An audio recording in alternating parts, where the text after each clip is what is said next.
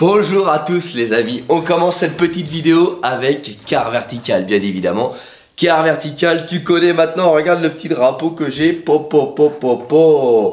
et ça tu vois, ça t'offre directement 20% avec le code GLB. Alors Car Vertical c'est sponsor de la vidéo, mais c'est aussi surtout un outil qui te permet de ne pas te faire arnaquer quand tu achètes une voiture. Avec Car Vertical c'est très simple, tu prends ta petite plaque d'immatriculation, tu la passes sur leur site internet et ça t'édite un rapport. Ça va te permettre de vérifier le kilométrage, l'accidentologie du véhicule et son état administratif. Et tu sais si oui ou non faut que tu poursuives ton achat. Donc je te montre tout de suite un petit rapport d'un partenaire à titre d'exemple. Et on voit immédiatement qu'il y a eu des dommages sur ce partenaire. Si on descend un petit peu, on a un beau dossier photo où on voit que les vitres ont été remplacées par du cellophane et qu'il manque quand même pas mal d'éléments de carrosserie sur cette voiture. Donc on voit qu'il y a eu quand même un choc latéral, voire même pire, peut-être bien que cette voiture-là a fait un petit tonneau quand même. Mais en tout cas c'est hyper intéressant parce que si demain vous voulez acheter cette voiture là par exemple sur un site de vente comme Le Bon Coin, bah c'est toujours intéressant d'avoir un petit peu son passif. Donc ensuite on descend un petit peu, on voit que le véhicule a été accidenté en Belgique avec un coût estimé de réparation entre 15 et 20 000 euros. Donc là c'est vraiment très important comme valeur de réparation et on voit qu'il y a eu un choc à l'avant, à côté gauche, au côté droit et également sur le pavillon, ce qui laisse tout à penser que le véhicule a fait des tonneaux. Alors donc les amis, Car Vertical ça sert à ça, je vous mets tous les liens en description de la vidéo. Bien évidemment je rappelle, tu as 20% avec le code GLB qui s'affiche à l'écran et nous on attaque tout de suite la vidéo. Bonjour à tous les amis, j'espère que vous allez bien. Alors aujourd'hui on se retrouve pour une nouvelle vidéo à thème. Et aujourd'hui, nouveau thème, on va parler un petit peu de la fiabilité moteur. Et donc aujourd'hui dans cette vidéo là, on va parler des 5 moteurs les moins fiables de l'histoire automobile. Et on va en prendre un tout simplement 6e à titre d'exemple, mais j'ai déjà fait une vidéo dessus, vous le savez déjà, le PureTech. Donc l'idée de cette vidéo c'est de reprendre les 5 moteurs les moins fiables du marché, de vous expliquer un petit peu leurs problèmes de fiabilité, de vous expliquer également dans quel véhicule ils se trouvent. Et certains moteurs sont catégorisés comme pas fiables, mais sont fiables selon les années, parce que c'est des moteurs qui ont eu des évolutions qui ont amené à des résolutions de problèmes et donc à une fiabilisation de leur moteur, notamment comme le premier qu'on va aborder tout de suite, le V10 de chez Audi. Si vous suivez la chaîne, vous connaissez très bien ce moteur, le moteur V10 5 litres 2 qui équipe les Audi S6, comme j'avais il y a encore pas si longtemps au garage. Le fameux V10 mythique qui a équipé les Lamborghini Gallardo, mais qui est monté aussi dans les RS6. Alors pourquoi ce moteur là il n'est pas fiable que sur la version 5 litres 2? Il est fiable sur les Gallardo, il est fiable sur les RS6, mais sur les 5 litres 2 atmosphériques il y a des problèmes.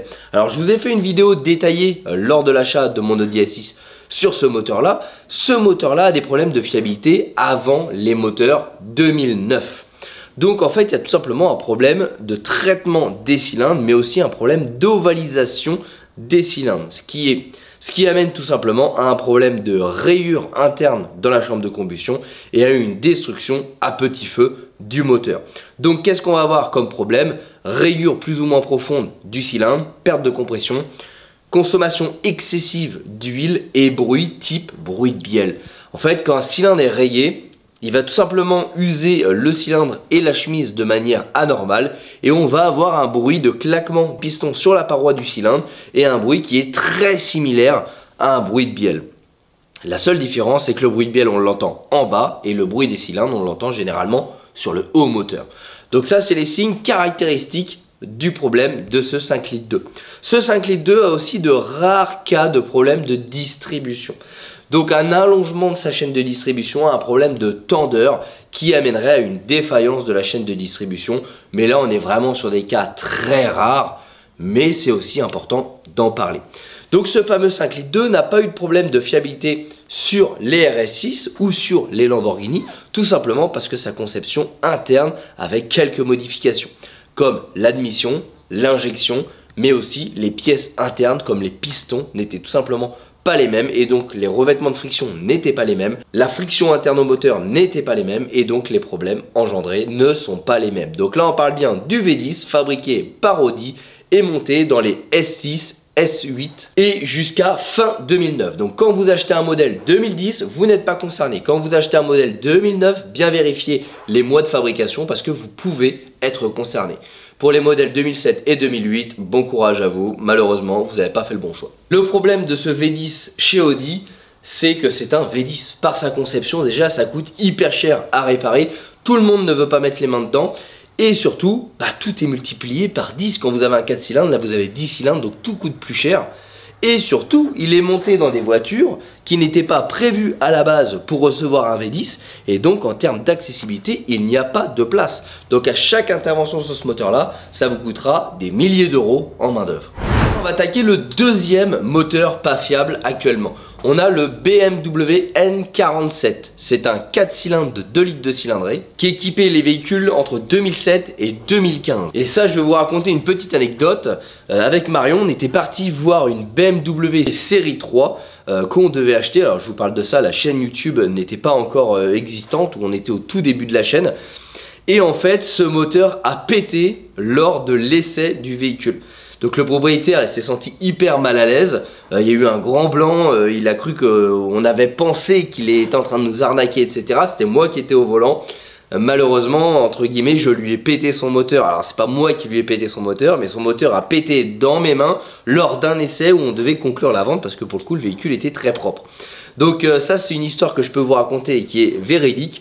Et ce moteur là a de gros problèmes de distribution. La chaîne de distribution de ce moteur là, donc ce moteur là est équipé d'une chaîne de distribution, et cette chaîne de distribution a un premier problème, c'est qu'elle est mal lubrifiée. La mauvaise lubrification de cette chaîne va tout simplement entraîner une usure prématurée de la chaîne, donc un allongement de cette chaîne là, premièrement. Deuxièmement, une usure prématurée des tendeurs de chaîne, donc ce qui va venir encore une fois accentuer le problème de dérèglement de cette fameuse chaîne. Et troisième problème, elle finit tout simplement par casser. Donc deux possibilités, soit elle vient se détendre et à ce moment-là elle vient sauter, donc elle vient désynchroniser votre distribution. Donc la distribution, pour rappel, ça permet de synchroniser votre bas moteur, donc le vilebrequin qu'entraîne vos pistons, avec le haut moteur, donc les arbres à cames qui entraînent l'ouverture de vos soupapes. Quand on désynchronise tout ça, dans le meilleur des cas, on a tout simplement un moteur qui va caler, qui va démarrer, caler, voire qui va plus du tout démarrer, qui va tout sauter, bref, qui ne fonctionnera plus, mais qui n'est pas totalement détruit. A l'inverse, vous pouvez avoir un saut ou une casse importante de la distribution, et là ça entraîne une désynchronisation totale. On a les pistons qui rencontrent les soupapes, et là on a une destruction totale du moteur. Donc voilà le gros problème de fiabilité du N47 2 litres 4 cylindres de chez BMW. Alors quels sont les signes avant-coureurs de cette casse de distribution sur ce N47 BMW? Bah, si vous avez un peu de chance, tendez l'oreille et vous pouvez entendre votre chaîne de distribution, donc côté distribution du moteur, qui fait du bruit, qui aura tendance à battre. Et c'est ce battement qui doit vous alerter. Arrêtez de conduire la voiture, emmenez-la au garage et faites tout simplement réparer ce problème-là. Mais en l'occurrence, le cas que nous on a vécu, le moteur ne faisait absolument pas un bruit anormal. Il a tout simplement calé comme ça en roulant. On a redémarré, il a calé 2-3 mètres plus tard. Et il n'a tout simplement jamais voulu redémarrer. Donc tendez l'oreille et vous ne pouvez pas faire grand chose de plus. Alors maintenant on va parler du troisième moteur pas fiable. Alors là vous le connaissez certainement, vous avez forcément entendu parler à la télé. On va parler du 1,6 litre THP de PSA. Moteur qui est également fabriqué par BMW, donc c'est une collaboration entre PSA et BMW. Donc finalement, juste dans le classement des 5 pires moteurs, on a déjà 2 moteurs BMW. Donc là, Dodge Qualitat, bon, moyen quoi. Alors qu'est-ce qu'il a ce moteur THP? On a des problèmes sur la distribution. Donc on a des distributions qui ont des problèmes de tendeur, de galets, d'allongement de distribution. Et donc comme le N47, vous allez avoir un dérèglement au mieux de votre distribution qui entraînera une désynchronisation. Au pire, vous avez tout simplement une casse de la chaîne de distribution qui entraînera une destruction totale du moteur. Autre problème, consommation excessive d'huile due à des problèmes de joints de queue de soupape, mais également à des problèmes de segmentation. On aura également une segmentation qui posera de gros problèmes de compression dans le moteur, avec des compressions qui passeront par les segments et qui arriveront dans le bas moteur, qui augmenteront encore une fois l'encrassement de l'admission, une admission qui est équipée d'injection directe, donc qui par son mode de fonctionnement calamine déjà énormément. Donc quand on lui ajoute des problèmes en plus, voilà, c'est la catastrophe. Donc le moteur THP, la réputation n'est plus à faire. Je pense que vous connaissez très bien malheureusement ce moteur là. C'est un moteur à l'image du PureTech qu'on va vraiment évoquer en fin de vidéo puisque j'en ai déjà parlé, qui malheureusement cumule les problèmes de conception et qui entache l'image des véhicules où il est implanté. C'est un très bon moteur, c'est un moteur qui a été à la base conçu et fabriqué on va dire intelligemment. Il avait une vraie vocation ce moteur là, c'était un moteur qui était puissant, qui était coupleux, qui avait de l'avenir. Seulement je pense que les ingénieurs ont bâclé pas mal d'étapes qui étaient cruciales et qui malheureusement sont déterminantes dans la vie et la notoriété de ce moteur là. Donc aujourd'hui 1,6 litre THP en collaboration avec PSA BMW fait partie des 5 pires moteurs de l'histoire. Quatrième moteur pas fiable dans cette liste des top 5. On va parler cette fois-ci de Ford avec le 2 litres EcoBoost. Donc là c'est un moteur qui a été installé dans les véhicules de 2010 à 2015. C'est un moteur qui a principalement des problèmes de refroidissement. Donc le système de refroidissement a des lacunes qui entraînera tout simplement des multiples problèmes. Donc surchauffe, gonflement des radiateurs, joint de culasse et jusqu'à la fissure du bloc moteur. Donc malheureusement là on est sur des pannes qui sont assez importantes, qui engendrent beaucoup de frais parce qu'un joint de culasse ça coûte vite cher. Un bloc fissuré, faut remplacer le moteur. Donc là on a, en plus de l'intervention humaine, on a aussi un coût de pièces et de main d'œuvre importante. Donc ça malheureusement ça entache également la réputation de Ford. Sur ce moteur là on rencontrera aussi des problèmes de fiabilité du turbo. Donc là rien d'anormal, qui dit surchauffe dit forcément surchauffe également du turbo. Donc le turbo c'est un périphérique du moteur qui est refroidi par le système de liquide de refroidissement. Donc il est refroidi par l'huile mais aussi par le liquide de refroidissement. Et donc forcément quand le liquide de refroidissement est mal refroidi par la pompe à eau, par le radiateur, par tout le système de refroidissement du véhicule, et le turbo il ne fait qu'en pâtir. Et donc forcément surchauffe du turbo, destruction rapide, et donc on retrouve ce problème là sur les 2 litres EcoBoost de Ford. Bon maintenant, puisqu'il n'y a pas une marque qui va y couper, on va parler de Renault avec son 1,2 litre TCE, moteur également à problème. Alors vous avez vu, on a de l'allemande, on a de la française, on a de l'américaine. Finalement c'est presque à dire qu'aujourd'hui on ne sait plus faire de moteur fiable quoi. Donc sur 1,2 litre TCE, qu'est-ce qu'on rencontre comme problème? Des gros problèmes de consommation d'huile, des consommations d'huile anormales. Et donc quelle est la solution? On remplace le moteur. Pourquoi? Parce que ça vient tout simplement des internes du moteur, donc de la segmentation. La segmentation laisse passer l'huile dans la combustion brûle de l'huile et donc tout simplement ça coûte moins cher de changer un moteur que de venir refaire un réalisage et une segmentation avec de nouveaux pistons sur un moteur 1,2 litre TCE. Le problème de cette consommation d'huile qu'on retrouve dans de nombreux problèmes de fiabilité moteur, donc dans finalement tous les moteurs, mis à part le 2 litres EcoBoost qu'on vient de lister, on retrouve cette fameuse consommation d'huile. Et qu'est-ce que ça engendre? C'est très simple en fait. À partir du moment où vous avez un problème sur vos segments ou vos queues de soupape, on va venir rentrer de l'huile dans la chambre de combustion. Cette huile-là va brûler, mais cette huile-là, quand elle va brûler, elle va créer du dépôt. Et ce dépôt va se mettre premièrement sur vos pistons, ça va créer du cliquetis. Deuxièmement, ça va venir encrasser vos segments, donc on va venir accentuer la consommation d'huile. Troisièmement, il va falloir évacuer cette huile qui a été brûlée. On va venir boucher tous les organes de dépollution du véhicule, donc filtre à particules, catalyseur, et on va venir forcément encrasser également l'admission. Donc en fait c'est un problème en boucle puisque de la simple consommation d'huile, on va générer tout un tas de problèmes qui de toute manière à la fin détruira votre moteur.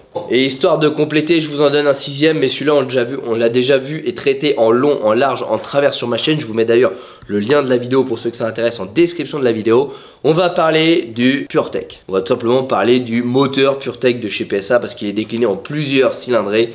Et là, je crois qu'on a le palmarès des moteurs pas fiables. C'est pour ça que je vous l'ai laissé en bonus. On a des problèmes de segmentation, consommation d'huile. On a des problèmes de distribution qui vont venir se bouffer parce qu'il y a tout simplement un problème d'incompatibilité avec l'huile préconisée par le constructeur. Les dépôts de cette distribution vont passer partout dans le moteur, vont venir boucher les canaux de lubrification. Donc on va avoir des problèmes énormes de lubrification. On va avoir des problèmes de pompe à huile parce que la pompe à huile va venir se colmater avec ces dépôts de la courroie. On va avoir également des problèmes de combustion, donc l'huile qui va être consommée va faire du dépôt sur les pistons vont commencer à faire du cliquetis et en fait ce moteur là a tout simplement une vocation à s'auto-détruire. Donc là la première chose à faire sur ce moteur là c'est de changer la courroie de distribution en préventif et de regarder via votre bouchon l'état de votre courroie de manière très régulière, parce que la dégradation de votre courroie va tout simplement entraîner la destruction à petit feu de votre moteur. Donc n'attendez pas, faites vraiment du préventif. Bien évidemment, il sera également hyper important de vidanger avant les intervalles constructeurs ce moteur pour tout simplement évacuer au maximum le dépôt et garder toujours une huile la plus propre possible parce que ce moteur a des problèmes de lubrification. Et troisièmement, il faudra toujours contrôler le niveau d'huile de votre véhicule parce que étant donné qu'il a tendance à consommer de l'huile, on va très vite se retrouver sous le niveau et donc déjà qu'on a des problèmes de lubrification, si en plus on se retrouve avec un niveau d'huile trop faible, et bien là on va encore une fois accentuer la destruction de ce véhicule là. Donc ça, je crois que le moteur PureTech, c'est presque le pire de la liste que je viens de vous évoquer. Donc sur ces 5 les moins fiables du marché, et bah tout simplement la seule solution à faire, c'est de tendre l'oreille et de faire du préventif. Donc tout simplement de changer des pièces avant coureur, de presque faire des réparations avant de tomber en panne. Parce que malheureusement, mis à part la destruction du moteur, il n'y a rien de bon qui vous attend avec ces moteurs-là. Donc les amis, j'espère que cette petite vidéo vous a plu. J'espère que ce petit format sur les 5 moteurs les moins fiables du marché vous a plu. Dites-le moi en commentaire et la semaine prochaine, on se fait les 5 moteurs les plus fiables du marché. En attendant, n'hésitez pas à nous rejoindre sur les réseaux sociaux, Facebook, Instagram, TikTok, tous les liens sont en description de la vidéo. Et vous pouvez toujours vous abonner à la chaîne, mettre la petite cloche et on se retrouve très prochainement pour de la mécanique ou des petites vidéos à thème comme on vient de le faire. Allez les amis, à très bientôt. Ciao.